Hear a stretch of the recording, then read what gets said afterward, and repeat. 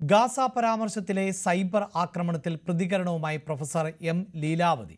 എതിർക്കുന്നവർ സ്വതന്ത്രമായി എതിർക്കട്ടെ, അവരോട് ശത്രുതയില്ല എന്നും ലീലാവതി പ്രതികരിച്ചു. ഗാസയിലെ കുഞ്ഞുങ്ങളെ കാണുമ്പോൾ എങ്ങനെയാണ് ചോറ് തൊണ്ടയിൽ നിന്നിറങ്ങുക എന്നതായിരുന്നു ടീച്ചറിന്റെ പരാമർശം.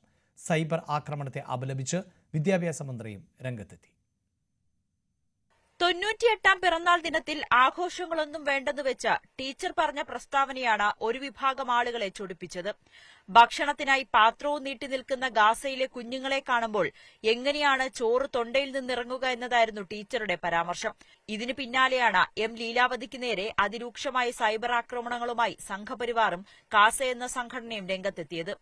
എതിർക്കുന്നവർ സ്വതന്ത്രമായി എതിർക്കട്ടെ, അവരോട് ശത്രുതയില്ലെന്നായിരുന്നു ലീലാവതി ടീച്ചറുടെ മറുപടി. ലോകത്തിൽ എല്ലാ കുട്ടികളും തനിക്ക് ഒരുപോലെയാണെന്നും അമ്മയുടെ കണ്ണിലൂടെയാണ് അവരെ കാണുന്നതെന്നും ടീച്ചർ. കുട്ടികൾക്ക് ജാതി മതമൊന്നുമില്ല, കുട്ടികളാണ്. വിശക്കുന്ന കുട്ടികൾ ഏത് നാട്ടിലായാലും ഏത് ജാതിയായാലും ഏത് മതമായാലും എനിക്ക് ഒരുപോലെയാണ്. ഞാൻ അതേ പറഞ്ഞിട്ടുള്ളൂ, അല്ലാണ്ട് ഒരു പ്രത്യേക രാഷ്ട്രീയമൊന്നും അതിൻ്റെ പിന്നിലില്ല.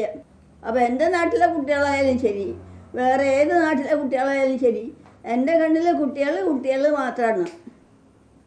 ഞാൻ ഒരു അമ്മയുടെ കണ്ണുകൊണ്ടാണ് അവരെ നോക്കുന്നത്. മതത്തിൻ്റെയോ ജാതിയുടെയോ വർണ്ണത്തിൻ്റെയോ ഒന്നും പശ്ചാത്തലം അതിലില്ല. എതിർക്കുന്നവർ സ്വതന്ത്രമായിട്ട് എതിർത്തോട്ടെ, എനിക്കൊരു വിരോധമില്ല. എത്രയോ എതിർപ്പുകളെ ഞാൻ നേരിട്ടിട്ടുണ്ട്. ടീച്ചർക്ക് ഐക്യദാർഢ്യവുമായി വിദ്യാഭ്യാസ മന്ത്രി ശിവൻകുട്ടിയും രംഗത്തെത്തി.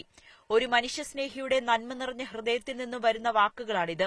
ഇതിനെ നിന്ദ്യമായ ഭാഷയിൽ സൈബർ ലോകത്ത് ആക്രമിക്കുന്നവരുടെ പ്രവൃത്തി കേരളത്തിന്റെ സാംസ്കാരിക മൂല്യങ്ങളെയും നന്മയെയും ചോദ്യം ചെയ്യുന്നതാണെന്നും ശിവൻകുട്ടി ഫേസ്ബുക്കിൽ കുറിച്ചു.